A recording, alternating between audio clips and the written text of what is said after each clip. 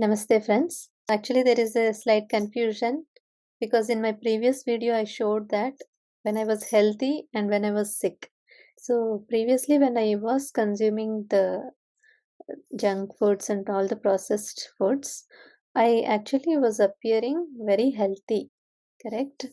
But then the bad bacteria which were present in my system would have flourished, and they would have become very resistant also because I took antibiotics for a long time.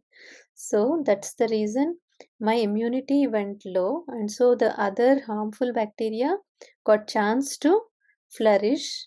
But then when I removed all the junks from my diet, but also removed the carbohydrates in the form of the grains and fruits, that caused major problem to me.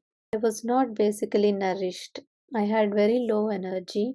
I lost almost 20 kgs of weight within just 6 months, and it was a drastic change in my body.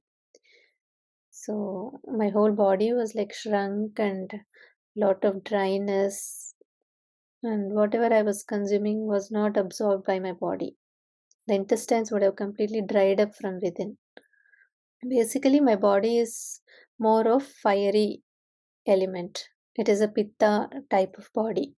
And on top of that, I was starving it so much that I was not consuming all the healthy sugars just to avoid feeding the candida and other harmful germs within my system.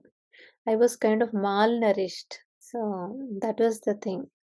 And that's why I appear healthy in the pictures when I used to consume all the junk and processed foods, and lean when I was not consuming all the good whole grains and fruits. So it is because I left the good, wonderful whole grains and fruits, which are so nourishing, from my diet, I became lean and sick.